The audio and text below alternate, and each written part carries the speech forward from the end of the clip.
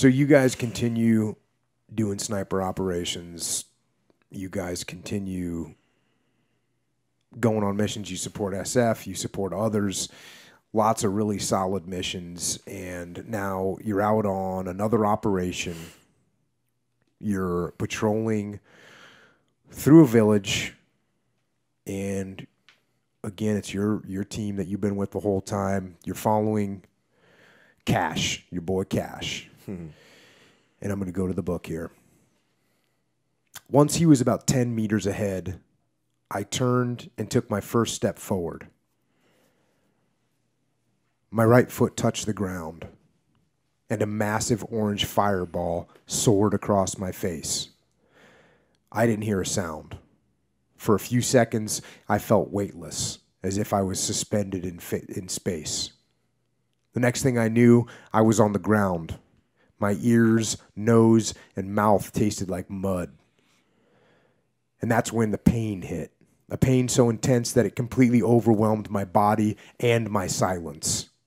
I started punching the ground and screaming, "Oh my God, oh my God." It was the only time in my life I've ever uttered anything religious. The blast was so powerful that it had knocked Cash down, and I saw him in the dirt up ahead of me. For a few seconds, I couldn't see Barry or Gord.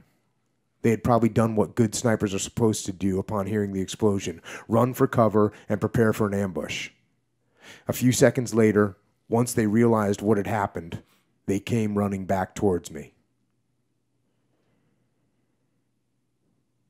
So there it is. Did you know it was an IED? Not. Well, could have been RPG. Could have been somebody. There's, for those of you that don't know, you don't know. Big booms are going off. I didn't hear anything. Right, like I said, like you're not going to hear the one that gets you. Mm-hmm. In my case, it was real. But my hearing was fine. There was no ringing. There was no. And I've read Colonel. Help me out. He wrote On Killing. Oh yeah. Yeah. Anyway, so I know your name. I just forget it right now. And he talks about that in his other book, On Combat. Yeah, the little audible. The body will shut it off for a split second. And but anyway, I knew I'd done something. Something bad had happened. Once my weapon was gone. My night vision is gone. Right, and the pain was so bad, and it technically was an IED though. Under the technical definition, right? Because it was an anti-personnel landmine on top of a mortar bomb. Mm-hmm. Technically, you and I know that's an IED. Mm-hmm.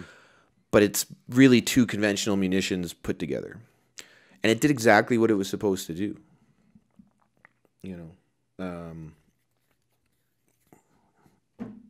It just, it's one of those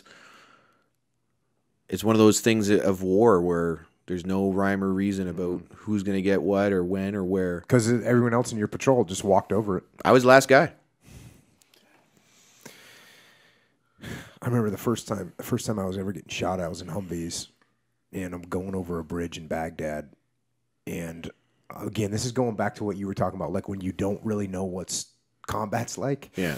And I'm looking up ahead of me at the Humvee ahead of me, and I see these, like, someone's throwing cigarettes out the window. And I go, it's like, who the hell is smoking? We don't even have any, who's smoking right now? And how are they smoking 1,000 cigarettes at a time? Smoking so many cigarettes right now. And then why are there why are these things sparking when they hit the ground over there? And why is there sparks?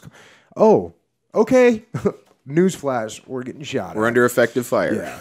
And it's one of those things. But my point is that you don't always know what's happening. Yeah. And, in the urban environment, you didn't know where shots were coming from. Rounds would be going overhead. You could not tell where they were coming from. Yeah. If they're hitting something, you can kind of get a general idea.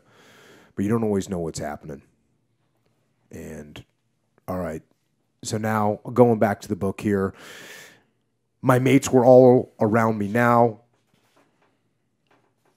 The next hour was the longest of my life. I was in absolute agony and trying hard to stay positive. I was also trying hard not to think about the possibility of bleeding out. With each passing minute, I was growing weaker and weaker. Every time I closed my eyes, it was harder to open them again. I knew that if I lost consciousness, it was over. Barry and Gord were standing over me. "Do you think I'm going to make it?" I asked Gord. "Of course you're going to make it. Never give up, bro. You know that."